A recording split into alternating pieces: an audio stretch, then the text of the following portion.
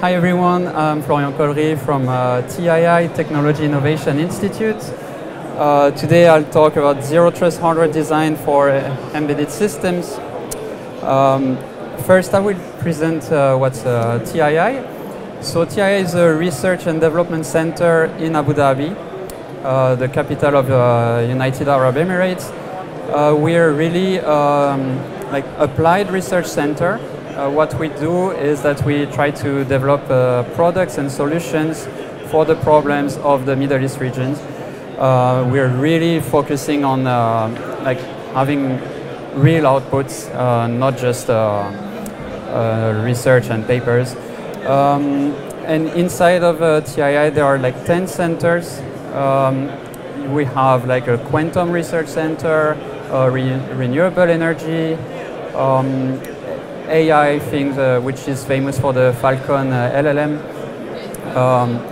like multiple centers, and the one I'm in is called the Secure System Research Center, SSRC for short, where we focus on secure platforms, secure system, end-to-end encryption.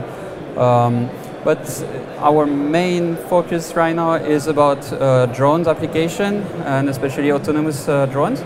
And inside of that team, I'm actually in charge of developing the SoCs, so the system on chips, that will be embedded in those systems.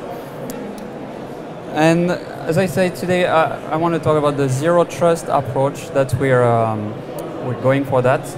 What is zero trust? So zero trust is a fairly old paradigm in network security, where you don't want to have like a single point of failure, but every element of the network is like authenticated to each other, so that you don't trust all of the blue network components. So that actually gets you a defense in depth. And what we want to do is to adapt this, this concept into hardware security. So why are we doing this? Because to attack a drone, there are many attack vectors. Let them be physical, like you can have side channel attacks, physical tampering, you can inject fault with lasers, things like this. You can manipulate the sensors. Or also you can do those remote attacks, like manipulate firmware, download softwares there that shouldn't be, like malicious things. And the thing is that usually when you break one part of the system, you get access to the whole system, which could be bad. And as a real-world example, I've put this one about the MQ-9. Which is a $32 million drone, military drone that got downed just because of a breach in cyber defense. So that's the kind of thing we want to avoid. Usually the security is relying on multiple points, like traditionally. So you have the root of trust, ROT, the trusted execution environment. You can have hardened software, hardware, all those things like memory encryption. But as I said before, really, when you, for example, if you get the TE, if you break it, if you get a privilege from that you shouldn't be able to, then you're controlling the system, and the attacker wins basically. So that's not a really wholesome security philosophy. That's why we want to go to the zero trust architecture. So in networks, usually what zero trust refers to is that, I mean, the principles there are least privileged access, micro-segmentation, and continuous monitoring. Also you have a nice picture explaining it. As I said, trust no one, always verify. So it's really like segmenting your network and always authenticating each node to each other. And we want to have this philosophy into embedded systems. So really at the hardware level, to remove this single point of failure. The thing is also is that we apply zero trust not only on the chip level, but also for the whole device lifecycle. So, for example, we don't trust the foundry that we're sending our design to. So that's why we want to have security measures like logic locking, things like this.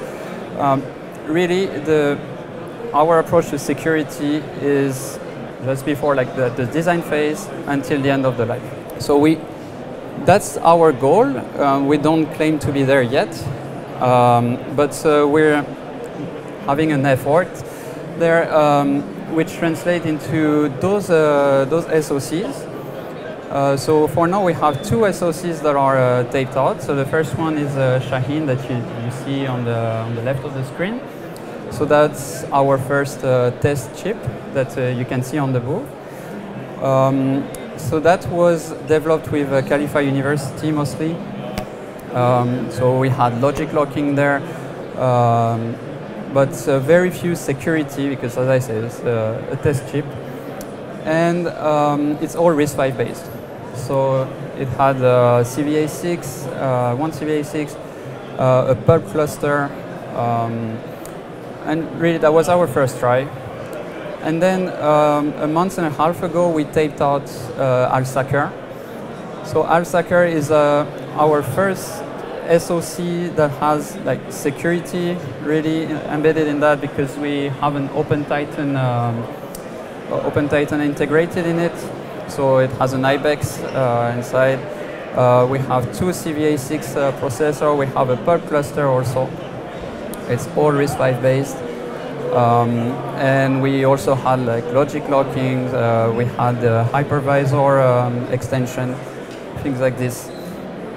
And right now we are working on the second iteration of AlSacker, where we're going to put more and more of this zero trust paradigm into that. And I'm going to give you a bit more details here. So we have collaborations with universities to really implement these zero trust principles into the chip. One example actually is machine learning based CFI, so control flow integrity. That is something that is continuously monitoring the flow of instruction of the app CPUs there to detect any misbehavior. So that's one thing that continuously measures the state of the CPU and reports all the time. So that's really like matching the continuous monitoring principle of zero trust. We'll put Cherry in that also. We'll have what we call secure RTA, runtime assurance, which is also AI based. And all of this will be running on RISC-V.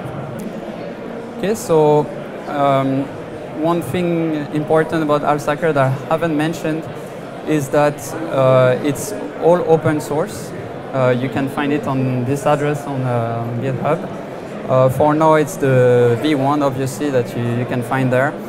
And for the V2, as I said, we'll put a lot of those security components that are matching the zero trust principles. And also, if you think you can collaborate with us on this project, we're happy to collaborate with anyone. We really want to make it open source so this can be trusted. As a conclusion, I just want to say that zero trust for embedded devices is really like the answer for modern threats, because we have to really develop a wholesome security paradigm, and then also with AlSacker we're paving that way, and we are really happy to do that with RISC-V. Thank you very much.